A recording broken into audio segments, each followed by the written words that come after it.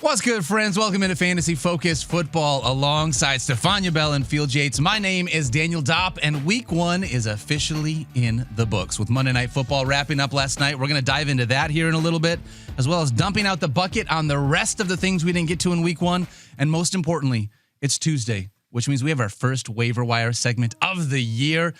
But most importantly, I'm happy to see you two. How you guys doing after the first week of football? Mixed. Okay. Mixed? Okay. Very happy about my 49ers victory. Fair. Injuries now we're dealing with. First week of injury reports post-game. Wait, I'm going to pause you for 1 second. We may be having mic problems for you, Stephania, so I'm going to ask Field, and then we'll come back. That's how you take That's not me. That's not me. I got someone in my ear telling me. Yeah, I've got an announcement to make. Okay. I'm going to bed at 7:10 tonight. Are you? Because you stayed up so late? Thursday night football, Friday night football, Michigan, Oklahoma Saturday night, Sunday night football, Monday night football. 5 straight nights of pushing close to midnight. Yeah. And my kids don't care about the fact that I go to bed late during the football season. They still wake up at the same time. You're so young and sprightly, Field. I thought you could do this. Not feeling it these days, Daniel, so I will be going to bed before, I don't know, is there a popular TV show that airs on Tuesday nights? If there is, I will be going to bed probably before should be it. before that. Yes. Yeah, that'll happen. But no, it's I got to be honest with you, there's so much evidence that what we should be doing right now is taking a deep breath, reminding ourselves that so many things that we saw in week 1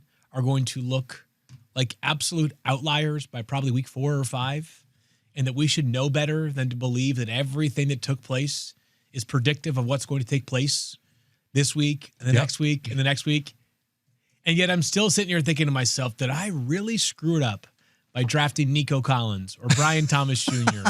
or Isaiah Pacheco? In the case of Pacheco, I might have screwed it up. We'll find out. But Nico Collins and Brian Thomas Jr. should not be concerns for me at this point of my life. Yeah, well, they are. We'll dive into one of them a little bit later on in the show, but I was talking with my buddy Kurt on the way in, and we were commiserating about how bad the Lions week 1 went. We're going to dive into some Monday Night Football with 2 other NFC North teams here in just a moment. However, he was like, just a reminder that week 1 is trying to decipher what is fool's gold and what is real gold, and you don't want to overreact too quickly. But it's so easy to overreact. Of course, Daniel, we're humans, aren't we? Fantasy football, football is an emotional sport, and fantasy football is even more emotional. It is. And last thing before we get into Monday Night Football, I know we have some news to discuss as well. I think I got the people going yesterday because I proposed this rule. Oh, I saw it. So my rule suggestion was, once a season, you are allowed to, if a player on your team gets hurt without recording a stat, you can remove said player from your lineup retroactively. I think what I probably forgot to stipulate is that you need to have your replacement on the ready. It has to be predetermined, right? Sure. So by Wednesday or before Thursday Night Football kickoff, you got to say, I am not starting Deebo Samuel, or I wasn't in week 1, but he would have been my next guy up. Yep. If it's your quarterback and you don't have a second quarterback, too bad. Probably Kicker, tight end, too bad. Yep. People were fired up. I loved it. Yeah, I mean, it's food for thought, people. But a lot of what are we giving out participation trophies now in fantasy football? I was trying to give some grace. Apparently, it didn't work out. How is Stephania's mic? I think we're still working on it. Okay, we're filibustering here. Should Daniel and I just start? I think so. Here, you want to share? Yeah, maybe we share. Be like, I just want to join in for a moment. I thought maybe you guys deliberately That's not us. Absolutely not. No way. Just so everybody knows I'm here. Okay. Yeah. All right. Well, that's right. And we will bring you back in. You're going to have a huge part of the show as well, Stephania. I'm sorry that right off the top things are not working out. Let's do it. People want to hear from Stephania more than me. Go ahead. Fire away. No, we're good. Let's. Why don't we do the news first, Phil? Because we had a bit of news before we get into Monday Night Football that happened yesterday. Tank Bigsby got traded to the Eagles in exchange for a couple of draft picks. I think there's a couple of things to be able to look at here, but Tank Bigsby seems like he's obviously going to come in and be that backup to Saquon Barkley. Do you believe that as an insurance back, he needs to be rostered in 10-team leagues? He definitely got way more important. I don't think Philadelphia would do this just out of the goodness of their heart. I would agree with that. This is a team that certainly is playing to win this season, playing to repeat this season. I don't think you trade away a 5th and a 6th round pick after week 1, unless you expect Tank Bigsby to be the next man up as something happens to Saquon Barkley. Now, this could be kind of like what we discussed with San Francisco. Brian Robinson Jr. would be the next man up if something happens to CMC. Yep. But it's not going to be Brian Robinson Jr. playing 90% of the snaps. Correct. It might be 60% for him, 35 or 40% for Isaac Guerrero. In Philly, it might be a lot of Tank Bigsby, but as we know, he's got limitations as a pass catcher. Yep. That would be Will Shipley, maybe a touch of A.J. Dillon. I don't really know exactly what A.J. Dillon's future is in Philadelphia because I thought on paper he was supposed to be that power back that Tank Bigsby sort of is. But I think the much more important part here, Daniel, The other side. Jacksonville side of it. Yep. So after week 1, it felt like Travis Etienne stock had really boosted, right? Yes. The guy was excellent. He had 143 rushing yards amongst the leaders in the NFL in week 1. That Derrick Henry guy, I know he's new to I've heard of most him. people. Yeah, he, of course, paced the NFL with nearly, 175 rushing yards in week 1.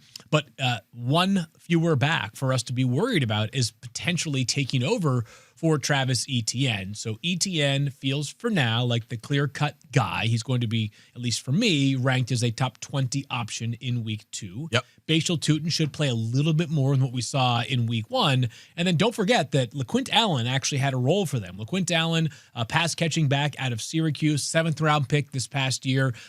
He was going to play on some of those critical third down opportunities. But I think the biggest winner in all of this, clearly by far, is Travis Etienne. I agree with that. And it feels like when you look at what he did in this first week, it's like, all right, now rather than have a 3-headed committee, because we had talked about, or potentially 4-headed committee with the way they want to get LaQuint Allen involved, which is a tough one for us in fantasy football, it at least kind of shrinks down that touch count a little bit to those two guys. I think that Bashal Tutin, maybe in a deeper league, needs to still be added as a potential insurance back in this Jaguars backfield. I think yesterday, though, was a good day for those that did draft Bashal Tutin as a late-round flyer, right? No one's drafting Bashal Tutin as like a 7th-round pick. I Correct. think Stephania's back. Let's see. Yes! Stephania's back. You know, I saw her before the show. She was getting fired up. She had a very, very difficult loss in a league, and I saw her take her mic and just throw it on the Smash floor. it. Yes. She That's what it Gronk was. spiked it, so I'm just kidding. Of course, Stephania would never do that, nor does she ever lose. Well, no, I did. I lost. I'm here for the people. That's why. Don't take my mic away because I lost in the War Room League by 0.26 fantasy points. We all sat here and had to do the math. Took us a while. Yeah. It did take us a while. The numbers were very close, so I am here to support all of you who lost your close matchups today. For Field and I, we just want you to know that there is no losing in life whenever we get to do a fantasy focus with you, Stephania. So- Nailed it. But bum. Can I put a pin in the Bashal Tutin thought? Yeah, let's do Yes. it. No one Yes. drafted him as like a mid-round pick. You were Correct. drafting him as like 12th, 13th round. You got a step up because he Yes, you took a did. step up himself in the depth chart. So if you drafted him, I don't think there's any reason to be dropping Bashal Tutin after a very, very small role in week 1 because you didn't draft him for his week 1 contributions. This, to me, was a net positive for those that have Tutin.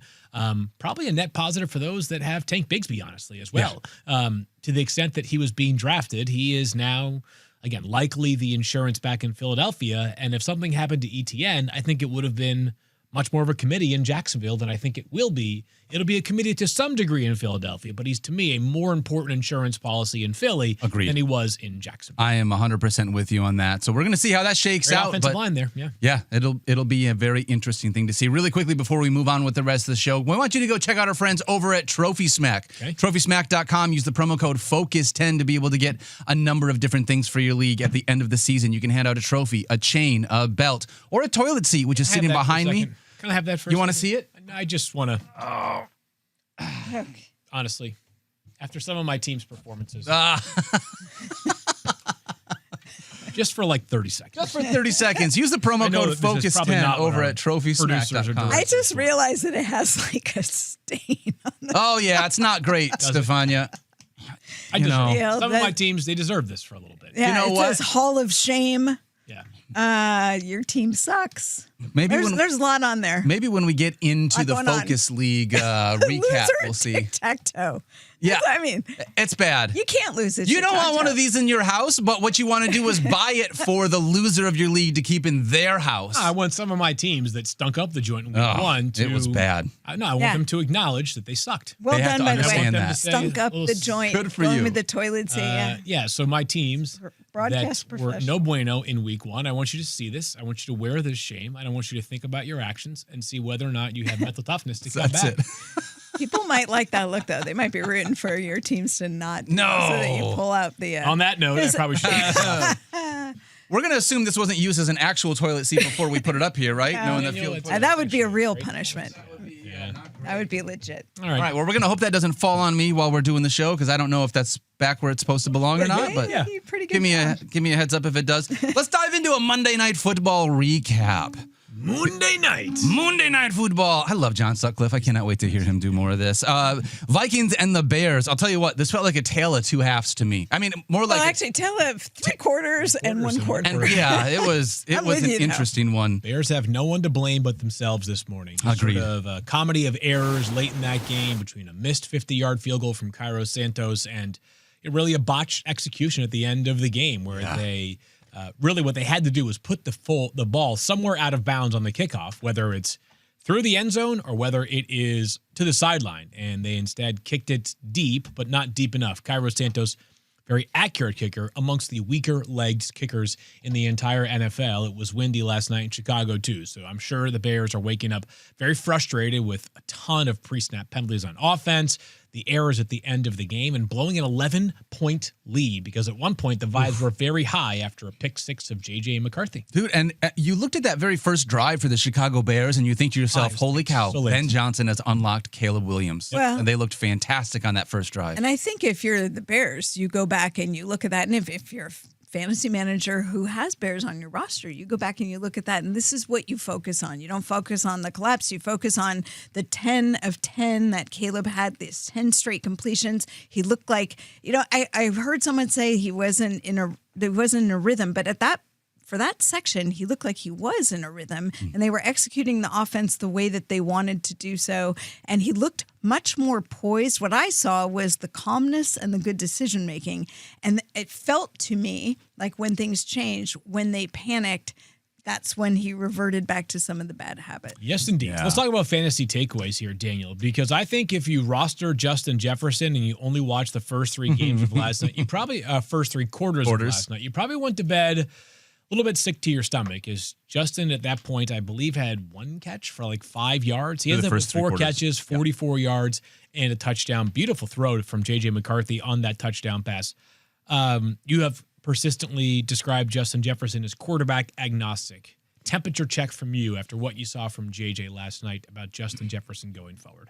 It is is high good or is high temperature good or is high temperature bad? Sure. I mean, I like the warm weather. I don't know about you. But, so I would say that temperature check, I'm still like vibes are still high to me. Okay. First game of the season, being able to figure things out. He still got in the end zone. To me, I think you saw, especially as the game went on, JJ McCarthy became a much calmer, more poised quarterback. I love the way he utilized his legs as well. That rushing ability was really nice.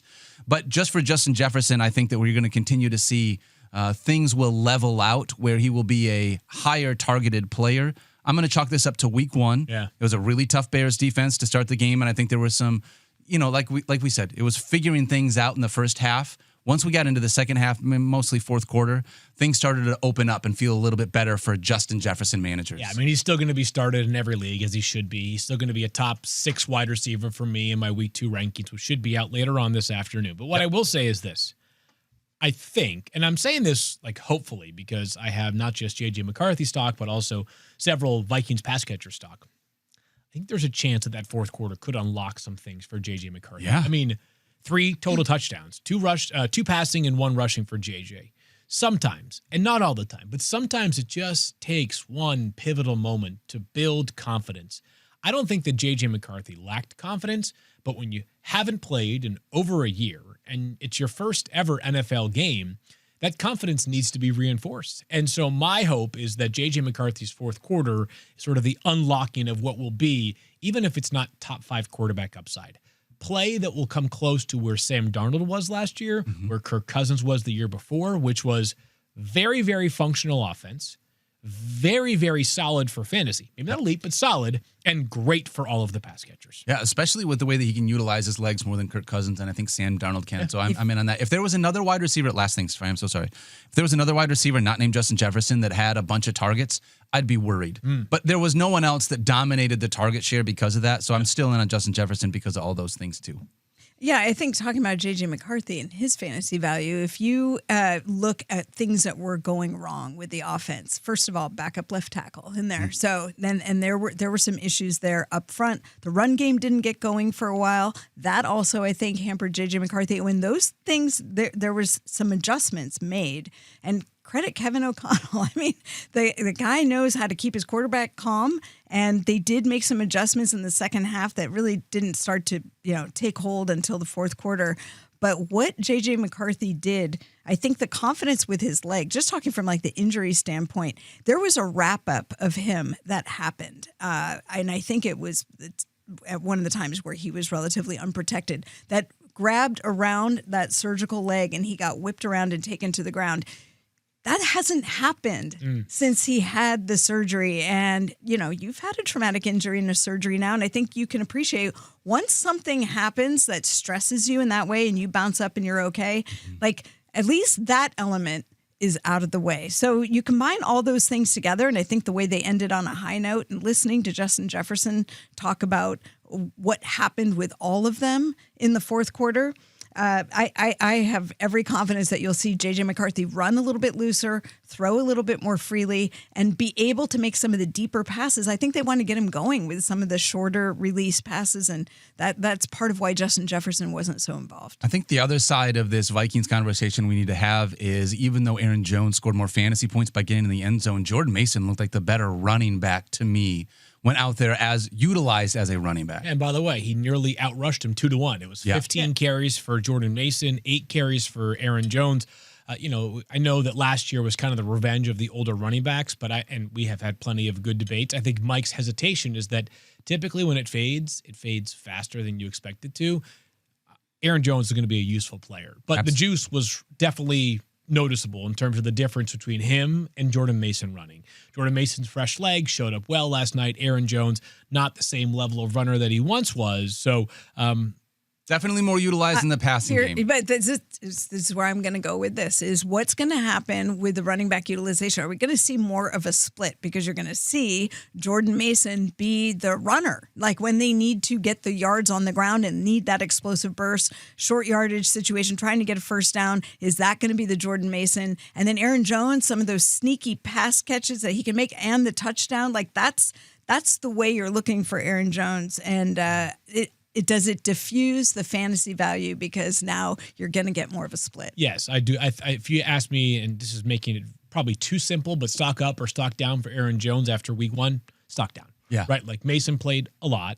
Jones didn't look quite as vibrant as we're used to. And there's probably some positivity because he catches a nearly 30-yard touchdown.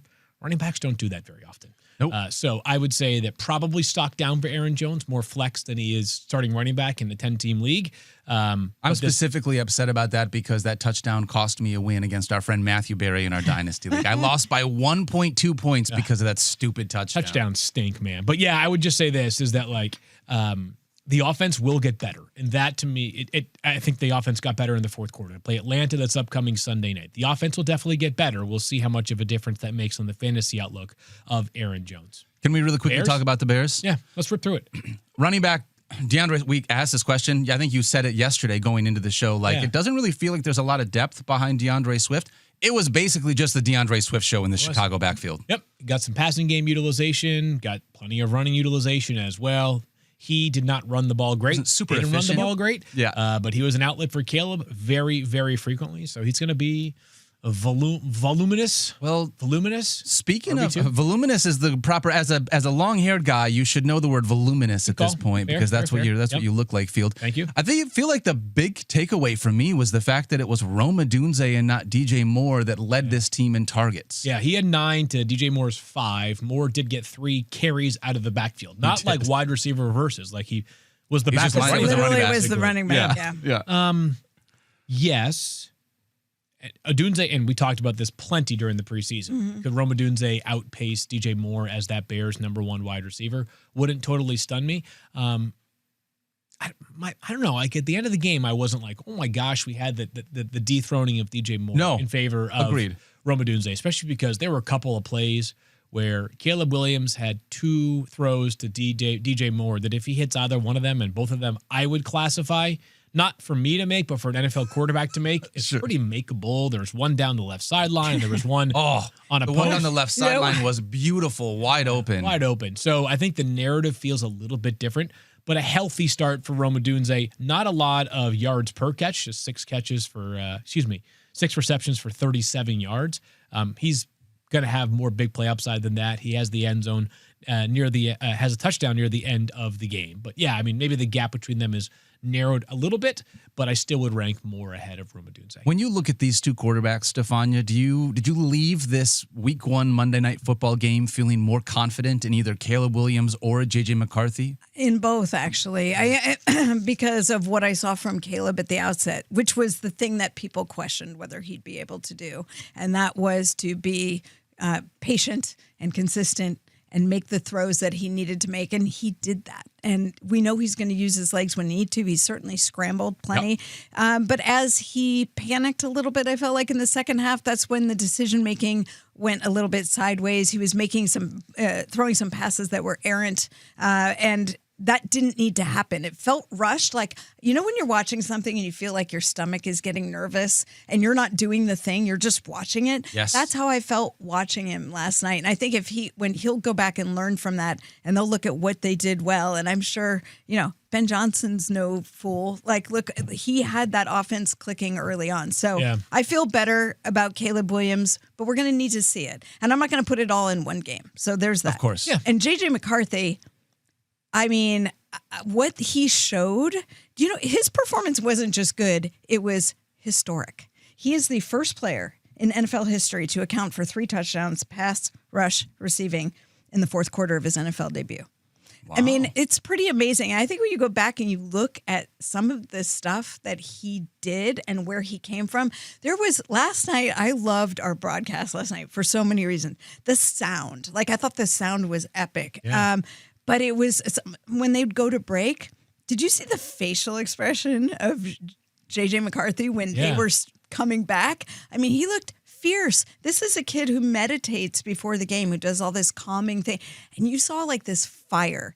What I saw from him in terms of how he responded mattered almost more to me than what he actually executed on the field. That and knowing that his leg was okay and knowing that they're going to go back and it's just going to continue to get better. Can I just repeat that stat? He's the first player ever to run and throw for a touchdown in the fourth quarter. To have 3 touchdowns. Rush.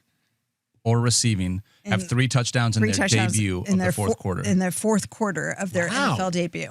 I got that from our ESPN research. No, I don't doubt it. That's impressive. I was like, I didn't come up with that. I didn't wake up and go, you know what he did? I think I have that one tracked. I'm following that. It was so impressive. That's why I brought it to the show, because I was like, this kid didn't just have, sort of a comeback. No.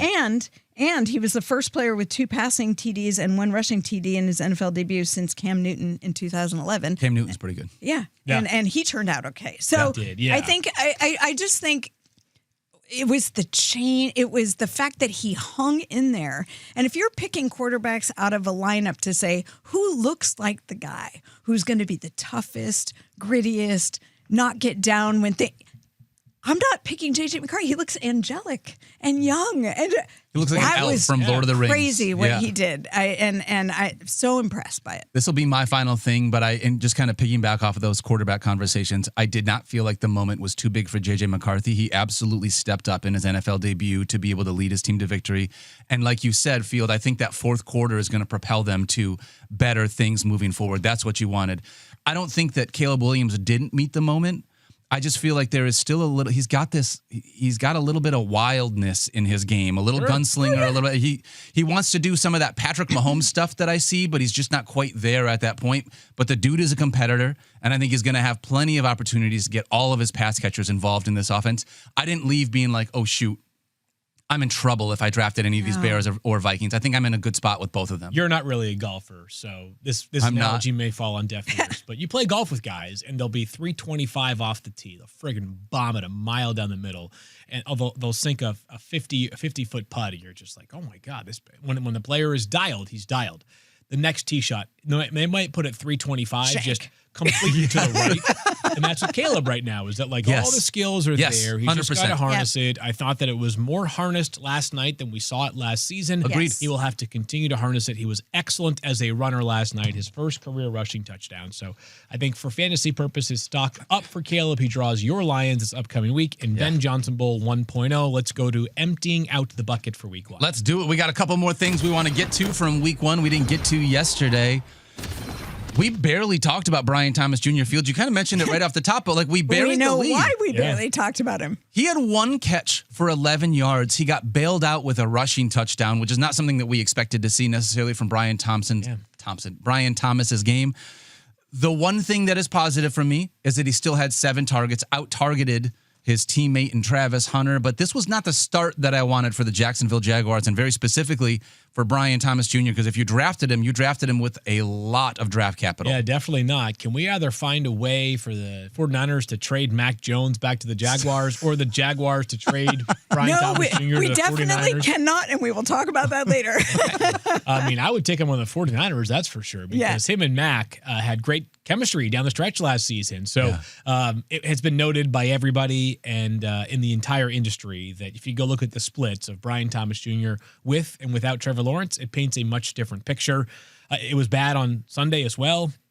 Trevor, I thought, missed multiple throws that were easy. Again, starting quarterback level easy. And I was disappointed by those. They got to get things going here because they got a great win, and it's definitely, the vibes are feeling good. They ran the heck out of the ball, but the passing offense, I think the passing offense is the reason why Liam Cohen was hired. He was hired to fix the passing offense because if you fix Trevor Lawrence, you fix the passing offense. I thought that left something to be desired. So am I totally frenetic and panicked? No, but have I gone through some of the cap machinations to figure out what it would cost to get Mac Jones back to Jacksonville? Yes, I have done that. Yes, you have done that. Because you're a sicko, Field. That's what it's all about. I mean, no big deal. A lot of reasons to explain why I'm a sicko. That's one of them. Well, it wasn't just him that had a down week. Another guy that was really tough, and I have him a lot of places. If I didn't get one of the top 5 quarterbacks, then this is one of the guys I wanted. It was Bo Nix, and I would love to nix this week 1 from my fantasy. That's a shout out to our producer, Tyler, who threw that in there. But honestly, 3 turnovers. I mean, he played a really tough Titans defense that you could tell he was under duress almost the entire game, but 2 interceptions and a fumble did not help us. Say that one more time. He played a very tough Titans defense. That to me was actually my chief takeaway. I was just going to say that. Nobody saw that defense coming the way that they played. I thought, and I don't think Denver saw them coming either. Yeah, I mean, they played above, what is it? They outkicked their own coverage. Yes. Definitely was impressed. And Cam Ward, I thought, was impressive too. Not to the level that we should be starting him in fantasy, but they got to get some help. Or the players needed to help Cam Ward. Way too many drops for Tennessee in week 1. I think Bo's going to be fine. Me too. The part that I think was most encouraging, this is going to sound weird, is he had 8 carries. Yep. Like I thought there was a chance that as we see coaches, as these quarterbacks get older, is like, hey, the running and the scrambling is cool when you're young, but ultimately we want to dial that in. Is that an old joke on Bo Nix? An old reference on... Because you were saying as quarterbacks get older, but he's barely played, but he is old. Yes, Bo was he was a very seasoned quarterback coming into the NFL. Seasoned. But he had 8 carries. Some of those not designed runs, but still, like if you could get somewhere between 6 and 8 a game from Bo Nix, the passing will get on track. And he moves well. Yeah.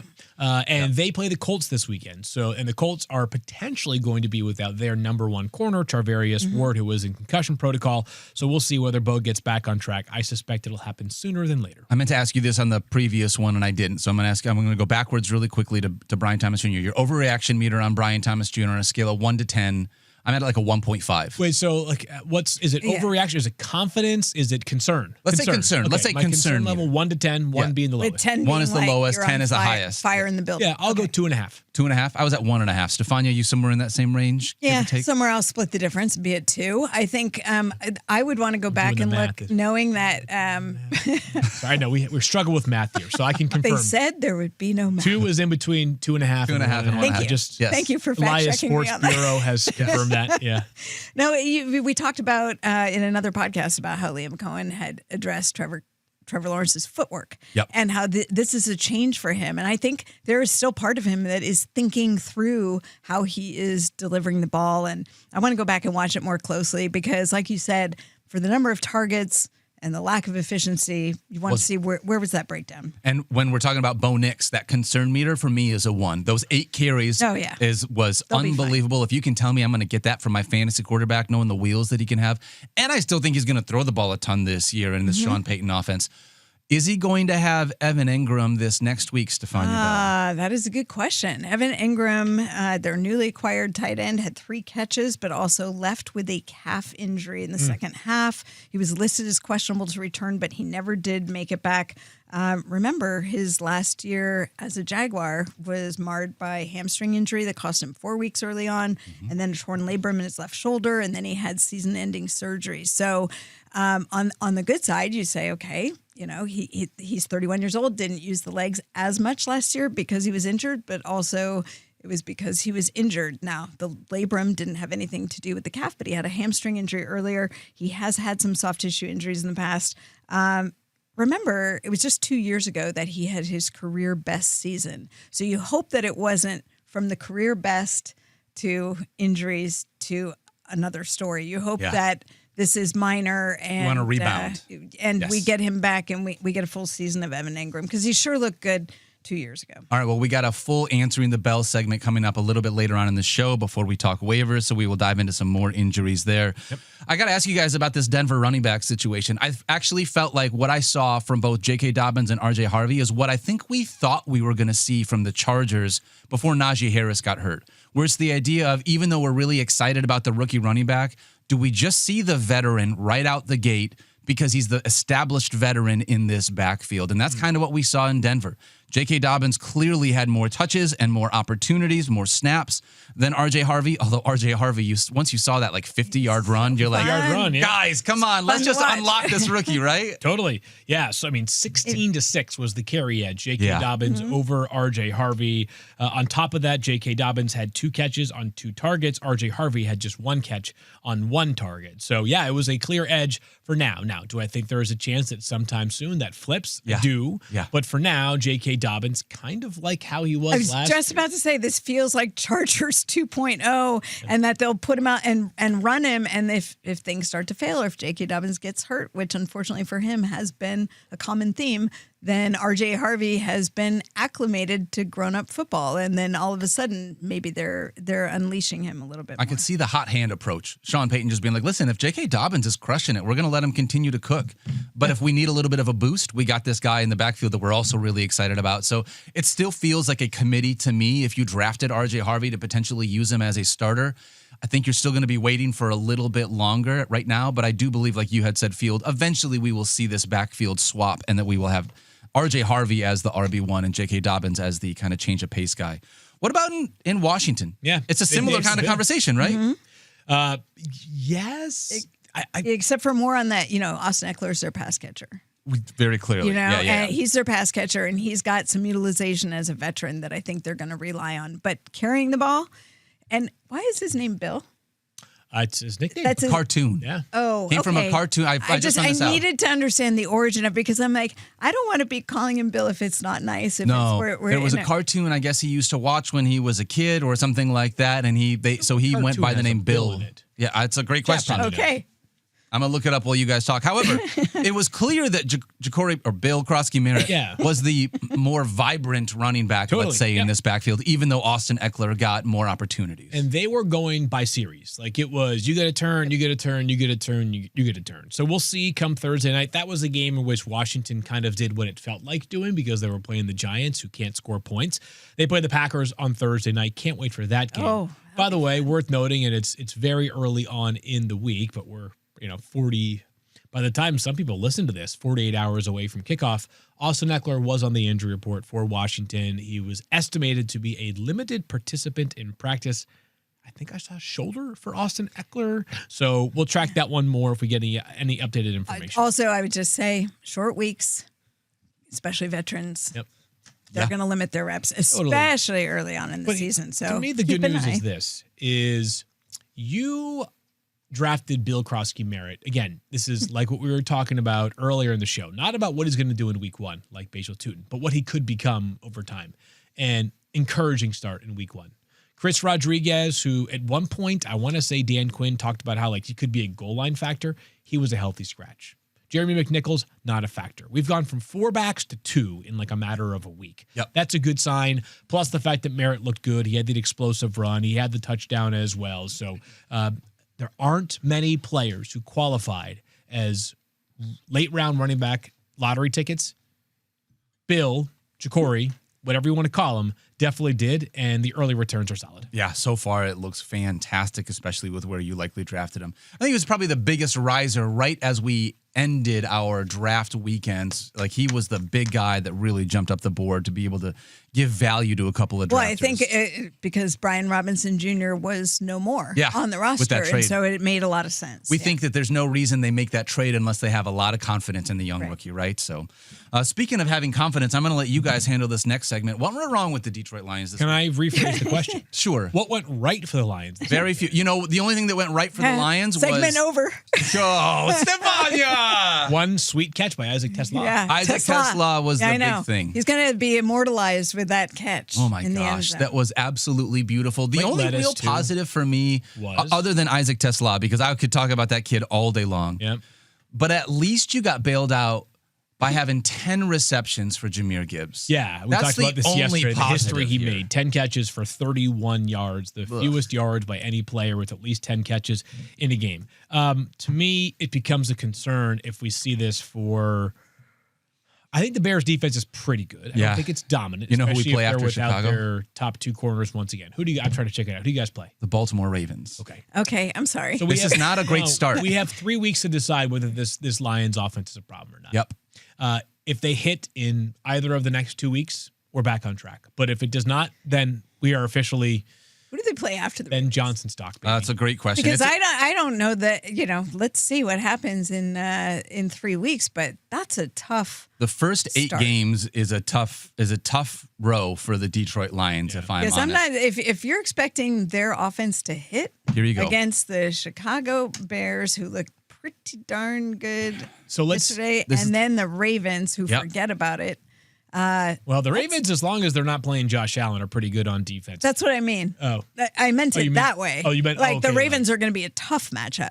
So No, I was. You were saying yeah. the opposite. Right, I was saying when the Ravens are playing Josh Allen, they aren't good on defense. right, Right, so We're- maybe they we're will be saying the otherwise. same thing. Yeah. I have a lot of PTSD as a Lions fan anytime we play the Ravens. So, let's try to suss this out here for a second. So what I would say is this: kind of the perfect storm for a really tough start for the offense. Yep. They got behind early. Yes. The Packers pass rush is excellent. Obviously, I don't know. They have this guy. They now have Micah Parsons, and it was the playing at home first game for Micah Parsons, like a week or 10 days after the trade went down. Emotions are running high. Like, it was a little bit of a hornet's nest for the Lions to walk into. The Packers came out way more ready than they did. They executed better early than the Lions did. All of a sudden, this game felt like it was out of grasp within like a quarter and a half. And sometimes what happens is teams try to get it all back in one play, try to turn a 17-point deficit into a tie game, which is quite literally impossible to do. It felt to me like the Lions pressed right away. They got away from who they are. What do the Lions want to do at their very best? They want to run the football very effectively with 2 players. Yep. And they want to be explosive in the passing game. Yep. The opposite came to be. They had zero ability to protect Jared Goff, which is why Jameer Gibbs had 10 catches for 31 yards. It was all just basically, holy crap, I'm about to get sacked. I'm going to shovel it basically to Jameer Gibbs. So if the offensive line plays a whole lot better this upcoming weekend. Big if. Yep. But the Bears are a different challenge than the Packers. Yep. Then yes, this Lions offense will get much closer to form.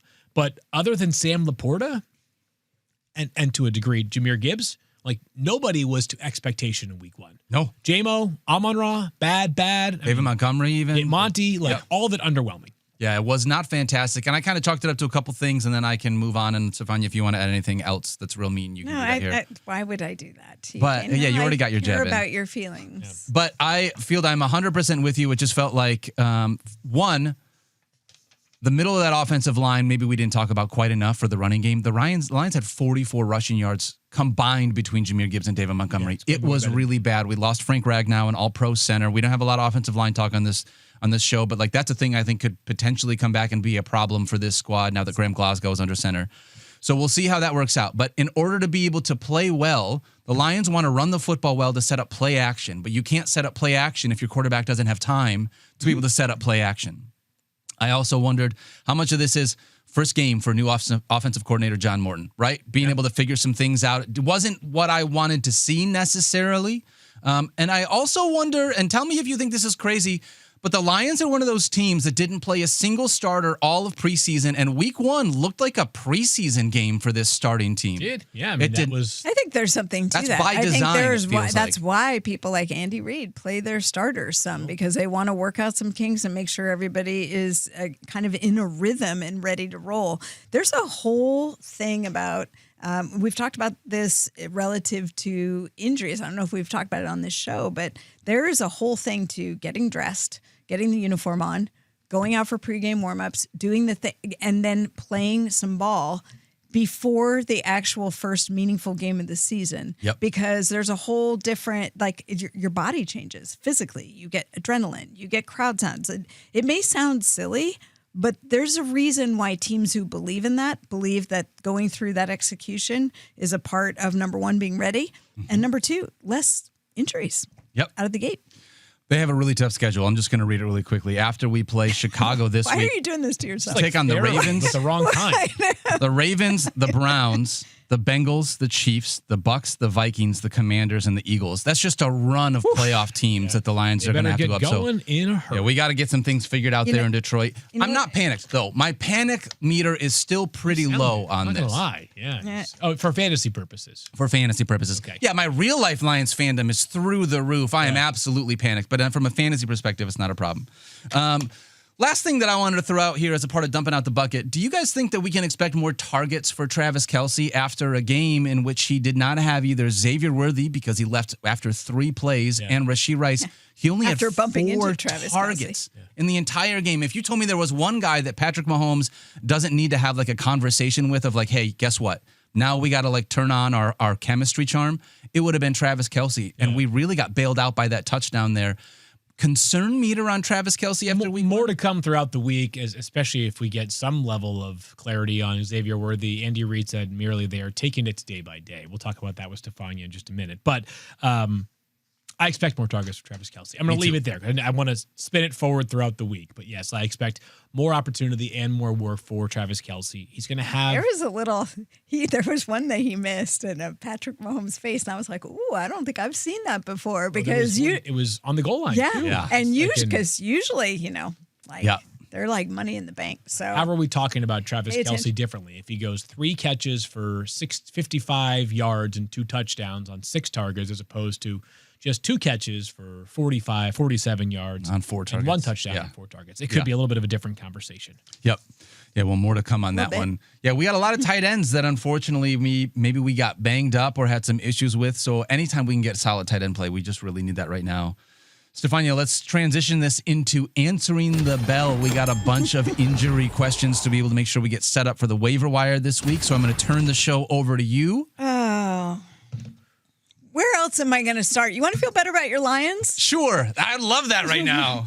Let's look at my 49ers and their injury report. So we knew already that George Kittle got hurt with a hamstring injury because you saw him on the sideline in a baseball cap. We talked a little bit about this yesterday and the fact that he was getting an MRI on his hamstring. Well, the MRI reveals how much soft tissue damage there is, how much swelling there is. That's why we do them, because it helps grade the severity of the injury. When Kyle Shanahan comes to the meeting with the reporters and says it's going to be weeks that George Kittle will miss, it tells you that they saw enough between the physical exam and the imaging that they do not expect him back within a week. Now, what does weeks mean? Does it mean 2? Does it mean 5? This we don't know, because there's a lot of gray area in terms of returning people from these injuries. But what I would say, and you know the word, is recidivism. That's right. And hamstring injuries, the most highly recurrent soft tissue injury in the NFL. Yep. And you do not want to bring a player back too quickly, especially a player that we know in the past has pushed to come back. That's his nature. they were still discussing whether they were going to place him on injured reserve designated for return as far as George Kittle. So if he does end up going on that, there's conversations happening. Shanahan said they hadn't arrived at that point yet. But if the conversations happen, they decide to do that, it would be a mandatory 4 games. And sometimes when you have a player like George Kittle, you decide to do that, A, because you think it might be 4, and you just want to have the extra roster availability, but also it tells the player this is the amount that we're going to miss for sure. So stay tuned on that. But it's not just George Kittle. No, it's not, We saw Stephania. Juwan Jennings leave holding his shoulder. Now, as of yesterday, the MRI came back with nothing significant, but they were also doing a CAT scan, and they were waiting on the results for that. Why do a CAT scan, you might ask? Because that has better imaging of the bony details. So if you're thinking that there might be some damage to the shoulder on the bony aspects of it, and you want to see that more in greater detail, you order a CAT scan. So waiting to hear on Juwan Jennings. And then the one we didn't know was coming, quarterback Brock Purdy. Yeah. Who has not 1 injury, but 2. He's dealing with the left shoulder, so it's his non-throwing arm, and a toe injury. And apparently he hurt his shoulder throwing that incomplete deep ball to Ricky Pearsall in the first half. Now, Brock Purdy is the kind of guy who he just doesn't say anything. Like, you're not going to even know that it's bothering him. He went on, obviously finished out the game. They ended up winning it.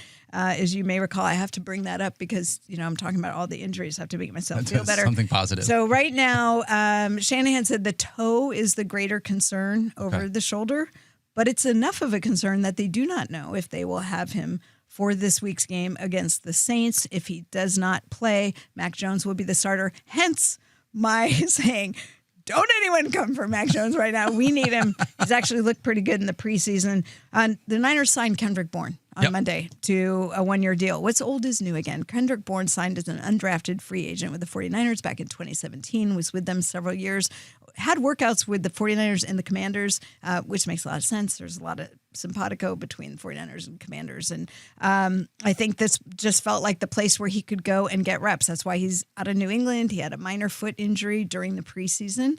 But remember, he is now another year removed from the ACL injury he had in 2023. So if he has volume, he could do some things for the 49ers, and he may get called into action. So there's a lot, and I'm sure you have thoughts on the waivers for this for the tight end situation there, where we know we're going to have to fulfill it. Yep. But the wide receiver might also need replacing in San Francisco. I'm curious, do you guys feel like this is going to be one of those situations where, because of the lack of pass catchers now in this offense, at least for the time being, is Ricky Pearsall going to get a bump up because of this? Or are you worried about Brock Purdy's potential health and being able to get his wide receivers involved? If there's one thing about Kyle Shanahan that we know, with quarterbacks, he can find a way. I mean, Nick Mullins has the second most passing yards in a player's first 16 career starts in NFL history, trailing only Patrick Mahomes. That's incredible. I remember that. How do you know that stat, by the way? Because it's the most random thing about Nick Mullins, and also illustrates that Kyle Shanahan's a genius, right? I mean, like the Niners have had Brock Purdy has been the starter to begin the season now. This is his 4th year of getting to that level. But prior to that, like, they were dealing with much more of a shuffle. Obviously, last year he missed some time too. But my point is that, like, we have seen the Shanahan-led 49ers deal with quarterback injuries, and the offense hasn't been that much worse for the wear for fantasy. But yes, Pearsall, if Juwan Jennings is out, stands to get a bump, and Kendrick Bourne might be asked to play like 3rd wide receiver snaps in a hurry. Mm-hmm. Wow. That will be we'll see how that one shakes out once we talk about some rankings a little bit later on this week. Stephania, another wide receiver that I think a lot of us have a lot of investment in this year, Xavier Worthy. We talked about him for a little bit before earlier in the show. Do you have any updates on what we should expect with him? Well, just Andy Reid's wording was that he's rehabbing and we're taking it day by day, and we'll see as the week progresses. Now, we know that he dislocated his left shoulder. That's been reported. Yep. And just for reference, just a little thing of mine, like, he doesn't still have a dislocated shoulder. Ask Field what it feels like when your shoulder is out. Yeah. It does not feel good. It does not feel good. It was the worst pain of my life. And then the thing you want done is you want it relocated. So once they put the shoulder back in place, the issues are pain, swelling, stiffness. You lose your range of motion. You lose the strength of the muscles around the shoulder girdle. And in essence, as a wide receiver, what do you need? You need great range of motion because you need to be able to get your arm up overhead and reach and stretch and land on it in order to be able to catch passes. So the idea, let me ask you, Field, do you think you would have been ready to play football a week later? Ready to play football? I mean, there are a lot of reasons why I wouldn't be. The only thing I will say is, and this is going to sound a little bit weird, I'm not trying to put myself in the doctor's shoes, but I just was recalling this because 2 days from right now is the 1 year mark from when I had surgery last year. And so I was looking through photos recently to be like, did I take like a goofy like selfie before surgery? Like, here we go. I looked back at photos taken like just prior to that, and there was one where like my hand was above my head, and I remembered that like I was out and about a little bit after the shoulder was relocated and prior to surgery, and people were like, "Dude, what do you mean you tore your labrum? Like, you look like you're totally normal right now." So it was disarming because you know that a significant thing is about to take place to your body. In the meantime, until that point happened, you didn't feel that much differently. Yeah. So do I think it'll happen within a week? No. But if he goes for the non-surgical option, I know nothing. But do I understand why it's possible he could be back in a month? I do. Yeah. Oh, no. He could be back, and he could be back sooner than a month, depending how his shoulder feels. They will give him a harness to wear. But within a week, I'd be like, that was... Yeah, that's why the reason I say in a week, because, you know, I've heard people saying, well, do you think he'll play this week? I'm like, no. Now, he hasn't been ruled out, but and players can feel really good. Like you said, you feel good once it's sort of back in position. You're like, oh, it's not that bad. But then you try and get your arm away from your body and it starts feeling apprehensive, like maybe it's going to come out again. And that's a problem. So the harness is an option if he does not go the surgical route. Now, it depends on the extent of damage and a number of things as to why they decide whether to go for surgery or not. Sure. Or you start trying to do things you find you can't. Maybe you need surgery. But if you do go the conservative route, you just go physical therapy, I'm going to wear a harness. Just imagine trying to be a wide receiver wearing a harness that is meant to keep you from taking your arm too far away from your body. Yeah. And that comes to the fantasy element of it, of if he decides to play, how effective will he be? So there are really two considerations. It's not just, does Xavier Worthy come back into the lineup? It's, does he come back, and what does he look like if he does? Sure. I got a couple of names to give you guys on the waiver wire, but I'm going to save those, Stephania, and let you finish the Answering the Bell segment, and then I'll jump into some options to potentially replace. We got to hit these. We got to get these. Yeah. I know. Well, listen, those were the big injury ones. things. Brock Bowers, we already said that he felt like he could have gone back out there as far as the knee issue. So there's not really anything that has been updated there. Just watch practice reports. Yep, they started on Thursday because they played Monday night. Yes. And then Drake London landed hard on his shoulder. They're calling it a shoulder sprain. Again, it's really a matter of functionality. If it's a mild injury, there's a possibility that he could be back out there next week. Again, it's really about what he's able to do over the course of the week. Okay, then let's dive into the week one waiver wire. Now that we know a couple people we need to replace, I'm going to give you guys a bunch of names to be able to consider here. The very first one is going to be under the Category 5 pickups of big fantasy point storms ahead. And I got to start, unfortunately, with this Xavier Worthy conversation. We got to talk about Hollywood Brown. Hollywood Brown took over that Xavier Worthy role, saw 16 targets, had 10 catches for 99 yards. And after missing a major portion of 2024, he fit right in here in 2025, picking up the bill when Xavier Worthy left. I think that he is going to be a flex option for fantasy managers that need to be able to replace Xavier Worthy. Another guy that I think needs to be added, Quinshon Judkins, had some really serious off-the-field issues earlier this offseason. Still thinking NFL suspension is potentially in play at some point, but he has signed with the Cleveland Browns, and he will absolutely be the future lead back of this squad, not just in the future of 2026 and 2027, but here in 2025. I will have him ranked close to being a top 25 running back with upside to be an RB2 once he is fully in the mix. But we got some things to be able to see how he's going to work out here in week 2, but he is absolutely worth adding because he will be the future number 1 running back of this squad. I also like his backfield mate, Dylan Sampson.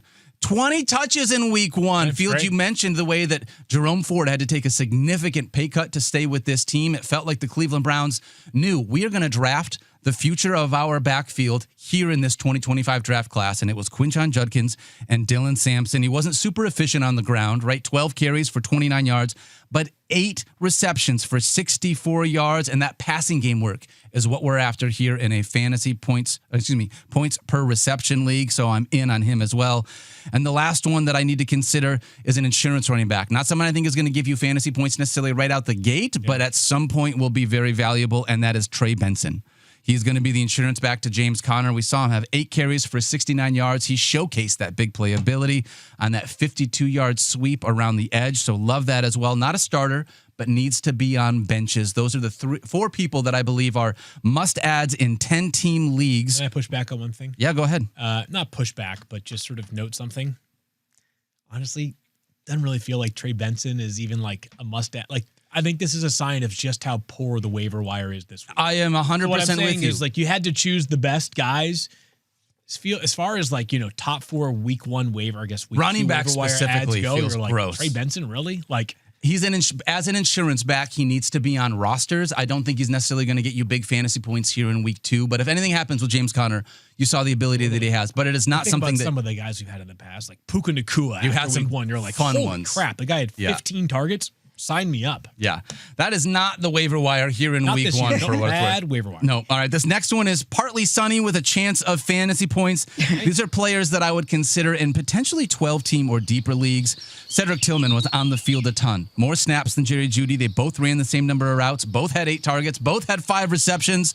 Jeudy got more receiving yards, but Cedric Tillman got in the end zone. I think that he's someone needs to be added if you're looking for a wide receiver, especially if you're dealing with that Xavier Worthy situation.